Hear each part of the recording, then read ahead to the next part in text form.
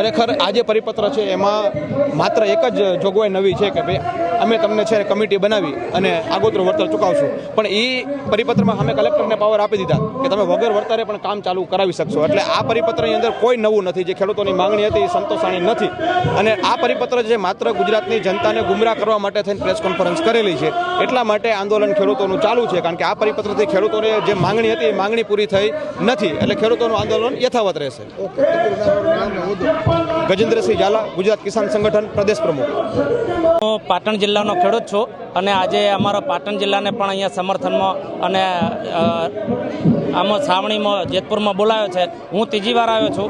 જ્યારે 765 કેવીના જે ખેડૂતોના દાખલા આવે છે ખેડૂતોના ખેતરમાં, એ ખૂબ જ નુકસાનકારક છે. જે સરકારે પરિપત્ર ડબલ ઘણો જે આપ્યો છે લોલીપોપ, એ અમને મંજૂર નથી. કારણ કે અમારે જે રાજસ્થાન સરકારે 4 ગણું જે વળતર આપ્યું છે એ અમારે જોઈએ છે, અને હરિયાણા સરકારને પણ ખૂબ જ ઊંચું વળતર આપ્યું છે. એ પ્રમાણે અમારે ગુજરાતના ખેડૂતોને પણ જોઈએ છે. એટલે અમે આજે જેતપુર, હું ત્રીજી વાર આવ્યો છું અને પાટણ જિલ્લા તરીકે હું ખેડૂત તરીકે આવ્યો છું.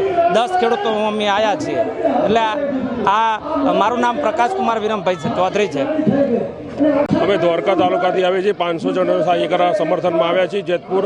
અમે પોતે ખેડૂત છીએ ને બધા 500 ખેડૂતો અમારા ખેડૂતો છે.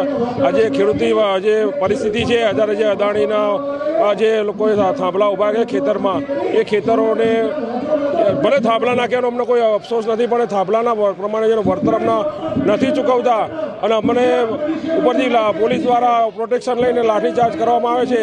એના માટે અમે આ જેતપુરમાં આ સંમેલનમાં અમે સહભાગી થવા આવ્યા છીએ અને જેતપુરના સાથે અમે ખેડૂતો આવ્યા. આ ભારત છે ખેતી પ્રધાન દેશ છે, તો બધા સાથે મળી અને આ એક યુદ્ધ જેવું યુદ્ધ જ કલ્યાણની નીતિ અમે બધા સાથે મળી અને જોડાઈ અને અમે સમર્થન આપણે જેતપુરના સંમેલનને સાથ અને સહકાર આપવા માટે પધાર્યા છીએ. પ્રજ્ઞેશભાઈ પટેલ. મારું નામ નિકેત પંચાસરા, જેતપુર ગામનો ખેડૂત સમિતિ મેમ્બર. આજે અહીંયા કયા જિલ્લાના ખેડૂતો આવ્યા છે? છેલ્લા 2 દિવસમાં અંદાજે કેટલા જિલ્લાના ખેડૂતો અને આગેવાનો આવ્યા? આણંદ, અમદાવાદ, સુરેન્દ્રનગર, સાબરકાંઠા, આવા તમામ મળીને 24 જિલ્લાના ખેડૂત આગેવાનો આવી ચૂક્યા છે.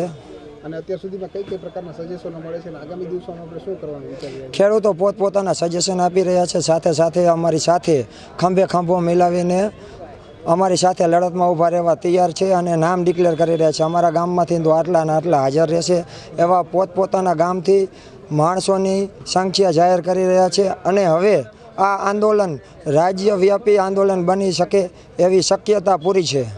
આપના દ્વારા શું મહાસભા કરવામાં આવશે બધા ખેડૂતોને ભેગા કરી? હા, બધા ખેડૂતો જિલ્લા વાઇઝ, પહેલાં તાલુકા વાઇઝ, પછી જિલ્લા વાઇઝ અને પછી રાજ્ય વાઇઝ મોટું આયોજન કરવામાં આવશે સભાનું. મારું નામ વાઢેર કેતનસિંહ દાનાભાઈ, ગામ મોટી ચંદોર, તાલુકો શંખેશ્વર. કઈ રીતે અન્યાય થાય છે? અમારે મારા જ ખેતરમાં 66 કેવી જેટકોની લાઈન આવે છે. અમને એ લાઈનની મારી બાજુમાં ખરાબાની જમીન છે.